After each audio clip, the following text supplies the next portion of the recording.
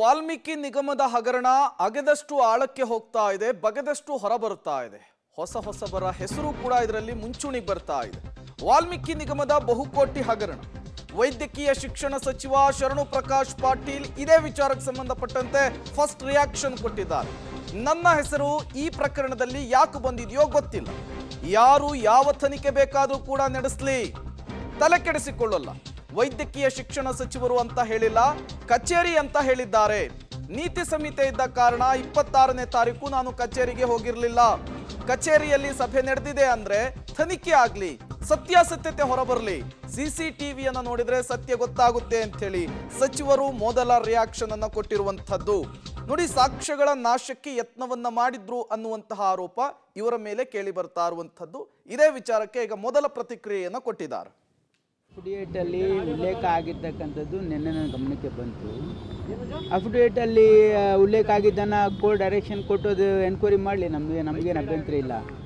ಆಮೇಲೆ ಅವ್ರೇನು ಹೇಳ್ತಾ ಇದ್ದಾರಲ್ಲ 24ನೇ ತಾರೀಕನ್ನು ನೋಡಿದೆ ಅಫಿಡೇಟಲ್ಲಿ. 24ನೇ ತಾರೀಕು ನಾನು ಕಚೇರಿಗೆ ಹೋಗಿಲ್ಲ ಫಸ್ಟ್ ಆಫ್ ಆಲ್. ಆಮೇಲೆ ನಮಗೂ ಅದಕ್ಕೇನು ನಂದು ವಿಕಾಸಸೌಧದಲ್ಲಿರ್ತಕ್ಕಂಥ ಕಚೇರಿ, ಅದು ಗೌರ್ಮೆಂಟ್ ಆಫೀಸು. ಅಲ್ಲಿ ಸಾಕಷ್ಟು ಜನ ಬರ್ತಾರೆ, ಶಾಸಕರು ಬರ್ತಾರೆ, ಅಲ್ಲಿ ಕುಂದಿರ್ತಾರೆ, ಹೋಗ್ತಾರೆ.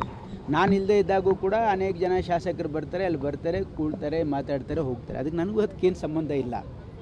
ಈಗ ಅವ್ರು ಏನು ಹೇಳಿದ್ದಾರೆ ಅಂದರೆ, ನಾನು ಓದಿದ ಪ್ರಕಾರ ಈ ಆಫೀಸಲ್ಲಿ ಒಂದು ಸಭೆ ಆಗಿದೆ, ನಾನು ಯಾರು ಮೀಟ್ ಮಾಡಿದ್ದೀನಿ ಯಾರಿಗೋ, ಹಾಗಾಗಿ ನೀವು ಅದನ್ನು ಪ್ರಿಸರ್ವ್ ಮಾಡಿ ಅಂತ ಹೇಳಿದ್ದಾರೆ. ಅಲ್ಲಿ ನಾನು ಯಾರಿಗೋ ಮೀಟ್ ಮಾಡಿದ್ದೀನಿ, ಹಾಗಾಗಿ ಅದು ವಾಟ್ಸಪ್ ಚಾಟ್ ಅವರು ಅಂತ ಹೇಳಿದ್ದಾರೆ.